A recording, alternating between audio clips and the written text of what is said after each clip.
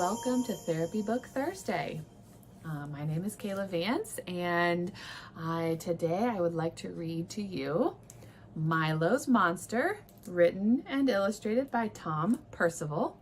I have read many of the other books in the series written by Tom Percival, and I think they're all really great. And there's a little sticker up here that says a big bright feelings book, and that is what this book is. It is a book about jealousy. So if you're a parent or a teacher or a therapist or anybody looking to find a book or talk about jealousy, this would be one of those books. So let's get to it, and then we can talk a little bit about it afterwards. Milo's Monster.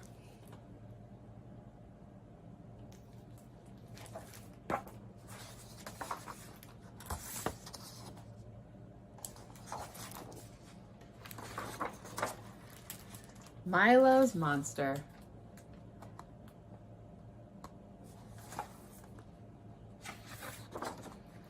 Milo lived in a neat little house on a neat little street.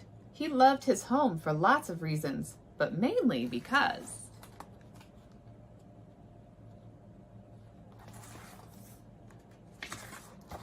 his best friend Jay lived next door. Milo and Jay shared the good times, the bad times, and everything in between. Nothing could beat the feeling of having a best friend.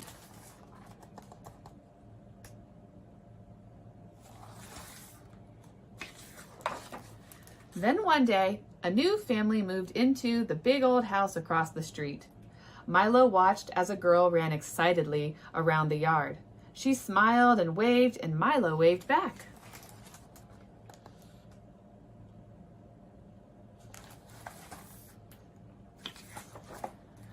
Later that afternoon, Milo went to visit Jay, but he wasn't in. He had gone over to the big old house across the street without telling Milo.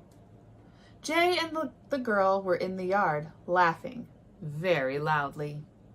A funny feeling squirmed around in Milo's tummy.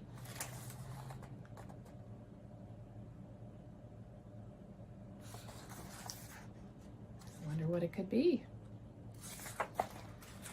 "Hi, Milo," called Jay. "This is Suzi. Isn't her yard amazing?"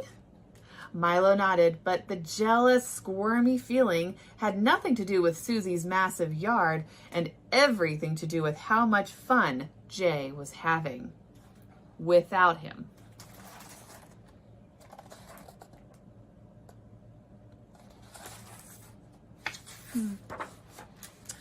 The next day, Jay was out again.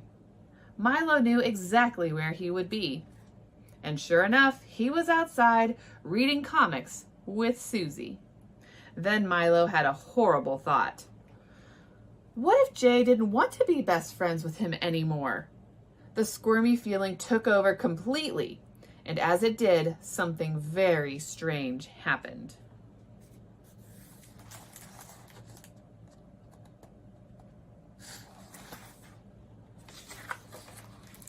A green-eyed monster popped up right beside him. Whoa.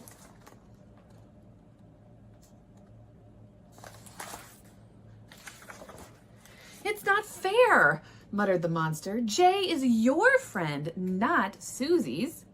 From then on, the green-eyed monster wouldn't leave him alone. Whenever he saw Jay and Suzi laughing, the green-eyed monster said they were making fun of him. And whenever he saw them playing, the monster hissed that they were having more fun without him.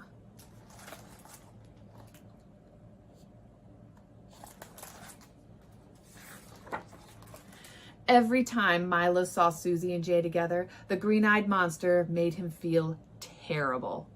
So Milo decided to stop seeing them at all. If they came to his house, he pretended not to be in. If he saw them at the park, he would hide. And if either of them asked what was wrong, he just said, "Nothing," and turned away.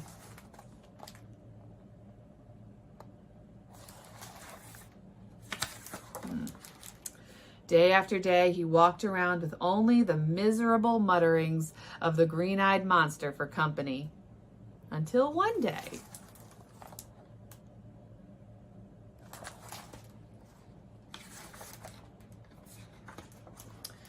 Suzi tapped him on the shoulder. "Why aren't you and Jay friends anymore?"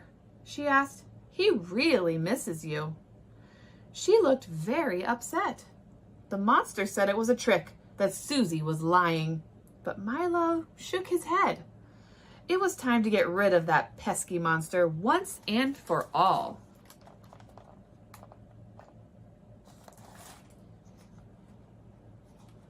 I wonder how he does it. Milo shut his eyes tight. He took a deep breath and tried to force the bad feeling away. The green-eyed monster protested and muttered mean words, but its voice became quieter and quieter and quieter, until at last it was completely gone.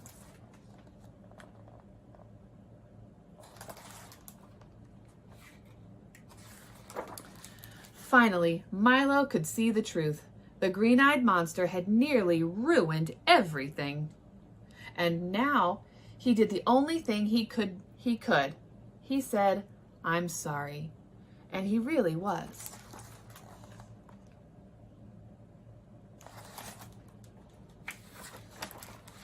Soon they were all friends again, laughing and playing in Suzi's yard together. Milo smiled. Nothing could beat the feeling of having a best friend.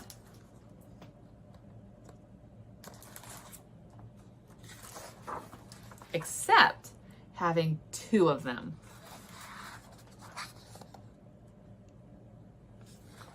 The end.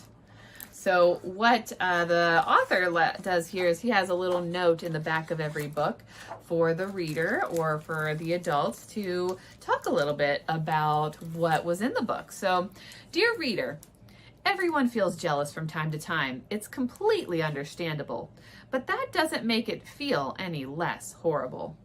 The trouble is that, like Milo, we never know exactly what everyone else is thinking or feeling. So it can be easy to let that pesky green-eyed monster take over. Here are a few simple tips to help you deal with those jealous feelings. 1, if you feel like a friendship is getting a bit wobbly, it's always best to explain how you feel to your friend.